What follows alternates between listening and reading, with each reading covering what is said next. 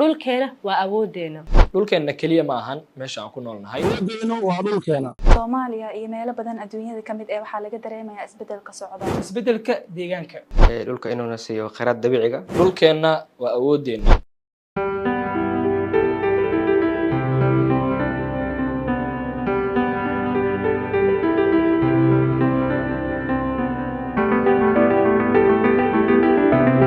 dhulkeena waa awoodeena. sidaas darteed waa inaan ogaanaa muhiimaddu inoo leeyahay dhulkeena. dhulkeena kaliya ma ahan meesha aan ku noolnahay, waa isha na siisa hawada, biyaha iyo cuntada. kaymaha waxay naga caawiyaan inaan helno hawo nadiif ah. badduna waxay naga caawisaa inaan xakamayno isbeddelka cimilada. haddii dhulku caafimaad la'aan yahay, annaguna ma helino caafimaad.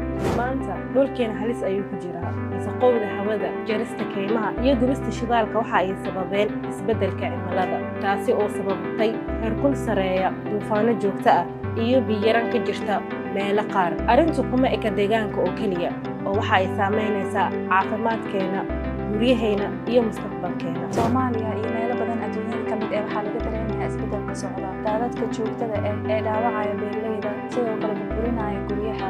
tani waa caqabad dhab ah oo jirta, laakiin ma nihin kuwo waxba ka bedeli karin. wax waa ka qaban karnaa, xalalna waa u heli karnaa. isbeddelku waxa uu ka bilowdaa tilaabooyin yaryar ah sida geed beerista, yareynta isticmaalka balaastikada, isticmaalka tamarta nadiifka. in la wacyigeliyo dadka waxa ay samaysaa saameyn weyn. ma sugayna cid kale, aniga iyo adiga ayaa wax weyn bedeli kara.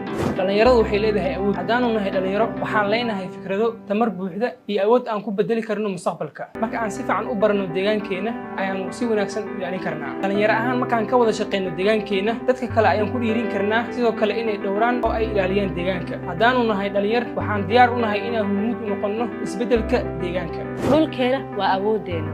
kani waa dhulkeena, waana mas'uuliyaddeena. tallaabo kasta waxa ay leedahay qiimo, cod kastana waa muhiim. aan kor u qaadno wacyiga, sidoo kale aan qaadno tallaabo, waayo kani waa dhulkeena, waana awoodeena. awoodaha ugu muhiimsan dhulka uu leeyahay taageerada nolosha waxaa ka mid ah dhulka inuu nasiyo kheyraad dabiiciga sida macdanta, ciidda iyo biyaha, kuwaas oo dhammaan muhiim u ah nolosha iyo nolosha deegaanka. dabcan dhulka dhirta ku taala waxay door weyn ka qaadataa inay yareyso saameynta isbeddelka cimilada, iyo sidoo kale maxaa la dhahaa inay nuugto carbon dioxide-ka, kaasoo maxaa la wasaqeeya hawada iyo deegaanka.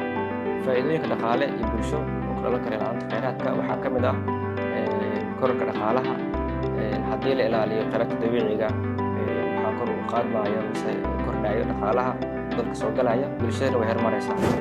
caafimaadka dhulku faa'iidada uu leedahay in laga ama ololaha nadaafadda xoolaha uu qabto waa in laga shaqeeyo aruurinta waxyaabaha balaastikada dhulka laga aruuriyo. caafimaadka oo meesha ku jira waxay noqonaysaa waxaa miro dhali kara ama geedo ay ka bixi karaan ama wax lagu beeri karaa dhul caafimaad leh. soo marka haddii dhulka uu caag leeyahay, waxaa dhici karta inay adkaato ku beerista dhirta.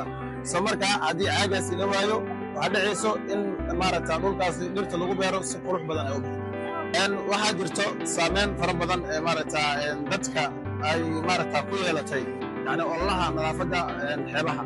saameyntaas ay ku yeelatay waxay tahay, waxaad arkaysaa shalay qof inta damaashaad u imaaday, maantana uu imaanayo inuu u adeego dhulkiisa oo wax ka qabto. oo taasi waxay tahay saameyn weyn oo markaasi dadka dhexdooda ama bulshada dhexdooda ay ku yeelatay ololaha nadaafadda.